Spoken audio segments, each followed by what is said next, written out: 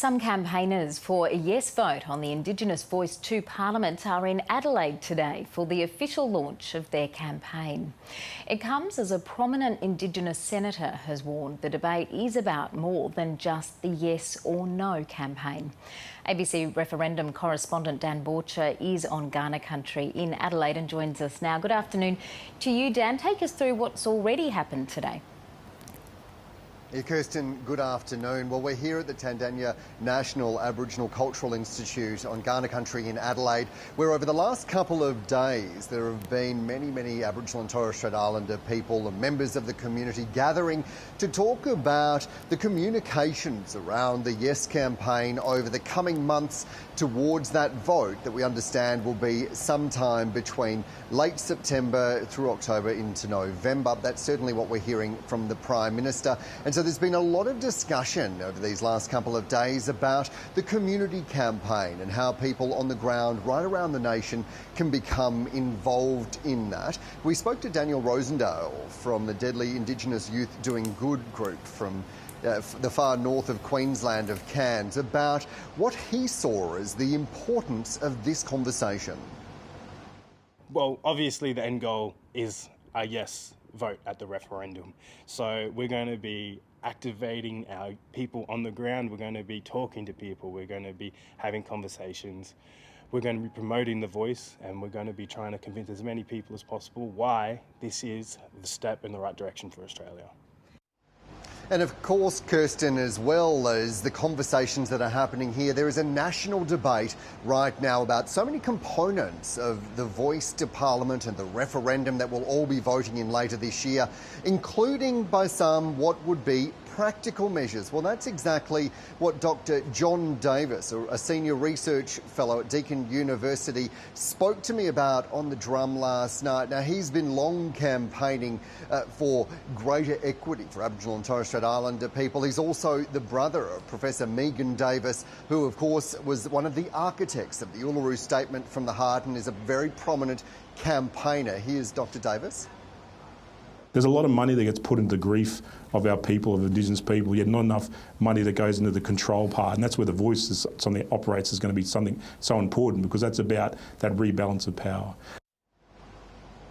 At Kirsten, it looks like an empty room here right now, but this will be filled very soon with a welcome to country and people gathering to hear from many very prominent Indigenous people from across the country, including prominent filmmaker Rachel Perkins, who is very much involved in the campaign. Dean Parkin will also be speaking here, as well as a whole range of representatives of this land from Kaurna country here in Adelaide. And we will bring some of that launch to our viewers a little later this afternoon. Now, Dan, the prominent Indigenous politician, Senator Lydia Thorpe, has weighed into the public debate today.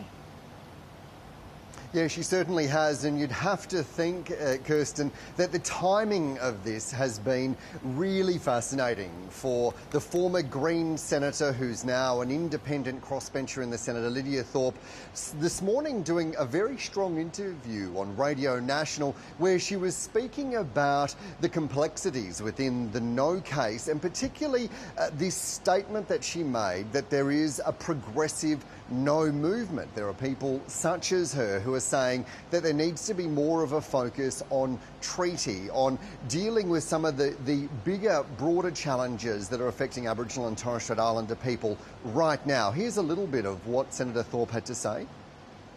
That's part of the problem that, if you vote no, then you're going to stand with Peter Dutton or Pauline Hanson. So that is another way, taking away the voice of those grassroots blackfellas who have a progressive no that the white progressives don't want to hear. And I feel that the PM is talking to, forked tongues, basically.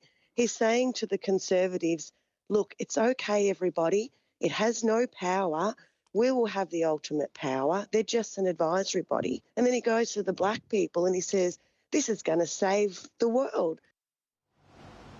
Senator Lydia Thorpe there going further and saying that she's not here about being divisive or about trying to smash the machine, as some have been saying, but that she wants to raise these important issues. Again, calling for full implementation of the recommendations from the Royal Commission into Aboriginal Deaths in Custody that was handed down more than 30 years ago, saying that there are tangible outcomes that need to be put in place right now. And of course, in addition to this, Kirsten, we know that there are a number of no campaigners that have been out, particularly focusing on Western Australia right now.